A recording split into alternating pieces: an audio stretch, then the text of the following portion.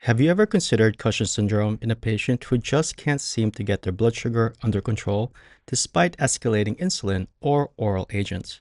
What about that patient with resistant hypertension, unexplained weight gain, or easy bruising? Did hypercortisolism ever cross your mind?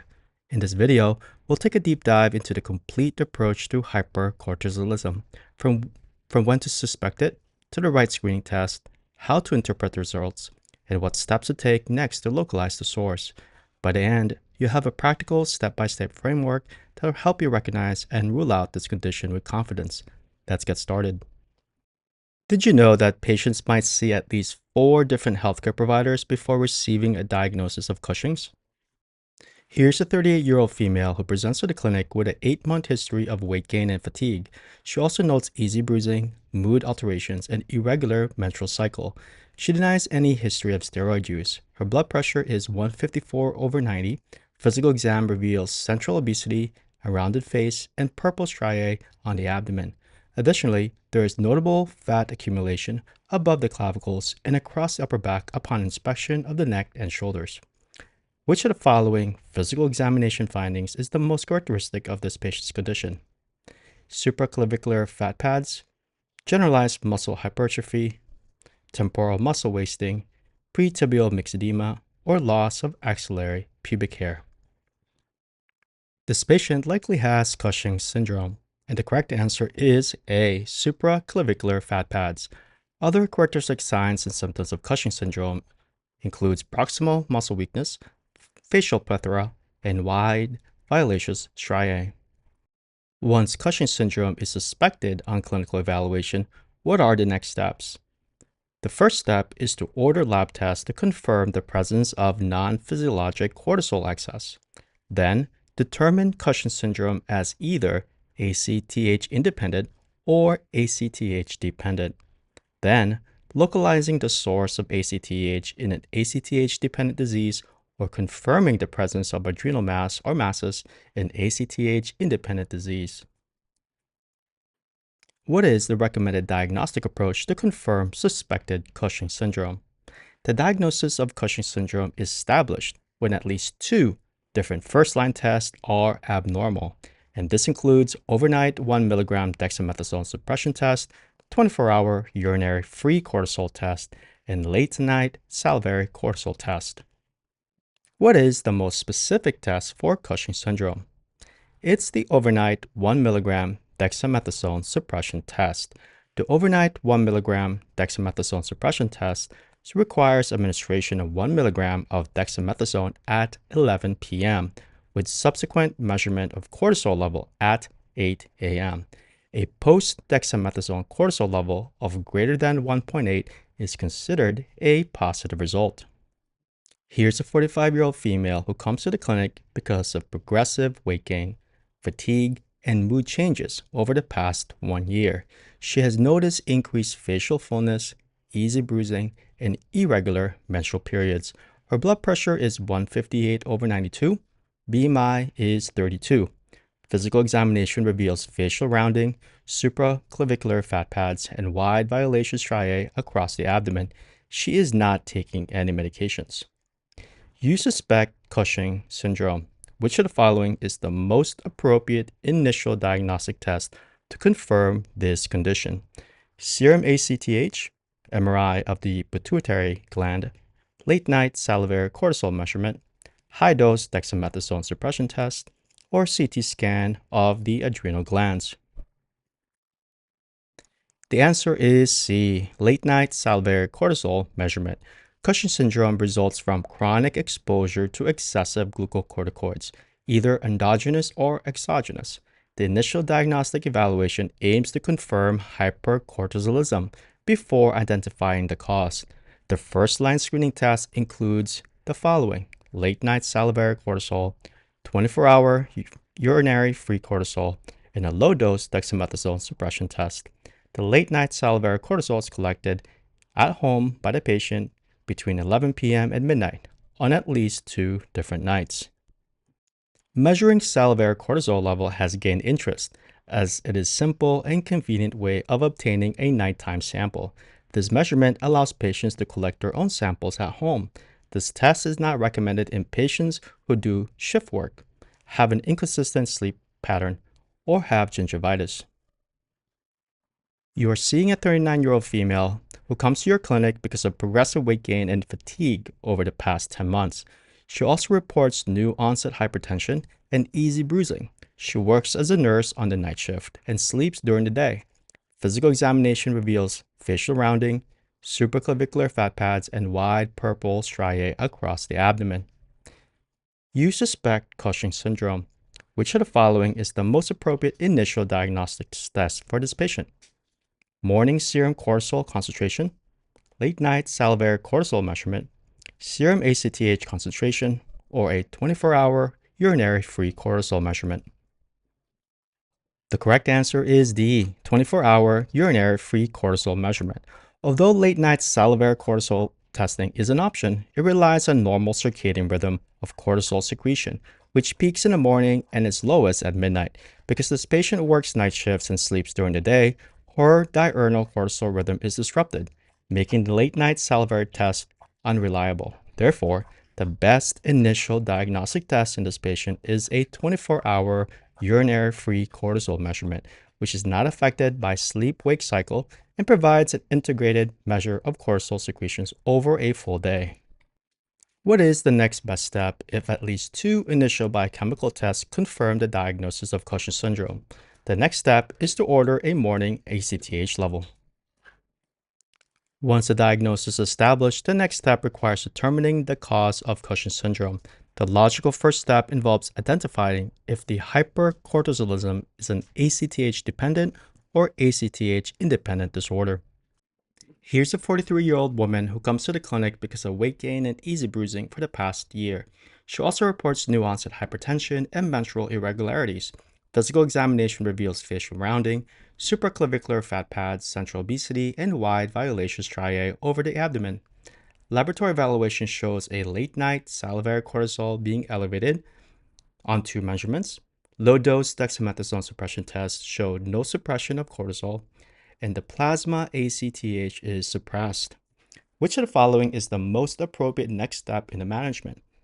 MRI of the pituitary gland, high-dose dexamethasone suppression test, inferior petrosal sinus sampling, CT scan of the adrenal glands, or chest CT scan? The correct answer is D, CT scan of the adrenal glands. This patient presents with classic clinical features of Cushing syndrome, including facial plethora, central obesity, violaceous striae, and hypertension. She also has 2 positive initial screening tests confirming hypercortisolism, such as elevated late-night salivary cortisol and failure to suppress cortisol on low-dose dexamethasone suppression testing. Once hypercortisolism is biochemically confirmed, the next diagnostic step is to determine whether the excess cortisol is ACTH dependent or ACTH independent. In this case, the ACTH level is suppressed, indicating an ACTH independent source of cortisol production. The most common causes include adrenal adenoma, adrenal carcinoma, or bilateral adrenal hyperplasia. Therefore, the next appropriate next step is to localize the lesion with a CT scan of the adrenal glands. Here's a 42-year-old female who presents with progressive weight gain, fatigue, and easy bruising over the past year. She also reports mood swings and irregular menstrual cycles. Physical exam shows facial rounding, central obesity, supraclavicular fat pads, and wide violaceous striae on the abdomen. Her blood pressure is 162/96. Lab study shows a late-night salivary cortisol being elevated times 2 separate occasions. Low-dose dexamethasone suppression test did not show any suppression of cortisol, and plasma ACTH is elevated. Which of the following is the most appropriate next step in establishing the cause of this patient's hypercortisolism? MRI of the pituitary gland, CT scan of the adrenal glands, high-dose dexamethasone suppression test, inferior petrosal sinus sampling, or chest CT scan? Here, the correct answer is C, high-dose dexamethasone suppression test. The patient presents with clinical features of Cushing syndrome and 2 positive initial screening tests confirming hypercortisolism. The next step after confirming hypercortisolism is to determine if it is an ACTH-dependent or ACTH independent disease. Since this patient's ACTH level is elevated, the cortisol excess is ACTH dependent. The next diagnostics test is to differentiate between pituitary, which is known as Cushing disease, and ectopic ACTH production, such as small cell lung cancer. The high-dose dexamethasone suppression test is used for this purpose. In pituitary causes such as Cushing's disease, the cortisol partially suppresses with high-dose dexamethasone. And in ectopic ACTH production, you'll see that the cortisol does not suppress with high-dose dexamethasone. Here we have a 35-year-old female who presents with weight gain, fatigue, and new onset hypertension over the past year. She also reports mood swings, irregular menstrual cycles, and increased facial hair. On exam, she has a facial rounding, central obesity, and dorsal cervical fat pad, and wide violaceous striae on the abdomen. The late-night salivary cortisol were elevated on 2 occasions. Low-dose dexamethasone suppression test did not show any suppression of cortisol. The plasma ACTH is elevated, and the high-dose dexamethasone suppression test showed a partial suppression of cortisol. Which of the following is the most appropriate next step in the management?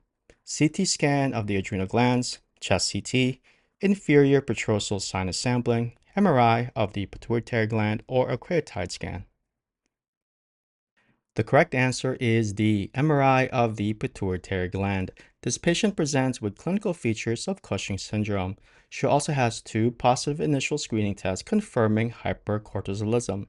Once hypercortisolism is confirmed, the next diagnostic test, as mentioned before, is of course to measure the plasma ACTH to determine whether the condition is ACTH dependent or ACTH independent.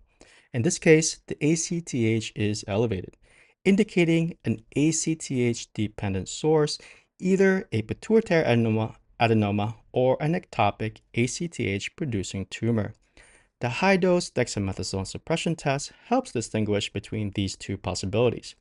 In Cushing disease, which is a pituitary source, the cortisol levels partially suppress because pituitary corticotropes retain some feedback sensitivity to glucocorticoids. Ectopic ACTH production, here you'll see the cortisol levels do not suppress because ectopic tumors secrete ACTH autonomously. In this patient, cortisol partially suppresses with high-dose dexamethasone, strongly suggesting a pituitary source. Therefore, the next step is to localize the lesion with MRI of the pituitary to confirm Cushing disease due to a pituitary ACTH secreting adenoma. Here's a 44-year-old man who presents with progressive weight gain, fatigue, and proximal muscle weakness over the past 10 months. He has a 30-pack year smoking history. His blood pressure is elevated at 166/94. Physical examination reveals facial rounding, central obesity, and wide violaceous striae over the abdomen. The late-night salivary cortisol is elevated on 2 occasions. The low-dose dexamethasone suppression test did not show any suppression of cortisol. The plasma ACTH is elevated, and the high-dose dexamethasone suppression test did not show any suppression of cortisol. Which of the following is the most appropriate next step in the evaluation? MRI of the pituitary gland, CT scan of the adrenal glands, inferior petrosal sinus sampling, chest CT scan, or a creatine scan. This patient presents with clinical and biochemical findings of Cushing syndrome. After confirming hypercortisolism with 2 positive screening tests, the next step is to determine whether the excess cortisol is ACTH dependent or ACTH independent. Because this patient's ACTH level is high, the cortisol excess is of course ACTH dependent, meaning it is being driven by ACTH secretion from either the pituitary gland, which is Cushing disease, or an ectopic ACTH-producing tumor such as small cell lung cancer. The high-dose dexamethasone suppression test is used to distinguish between these 2 possibilities. In pituitary source, the cortisol levels partially suppress because pituitary corticotropes retain partial feedback sensitivity to glucocorticoids. And in ectopic ACTH production, the cortisol levels do not suppress because the ectopic tumor's ACTH secretion is independent of feedback regulation. In this case, The patient's cortisol fails to suppress with high-dose dexamethasone, strongly suggesting ectopic ACTH secretion. The most common sources are small cell lung cancer and bronchial carcinoid tumors. Therefore, the next appropriate step is to perform a chest CT to localize the ectopic source of ACTH production. Thank you for watching and have a good day.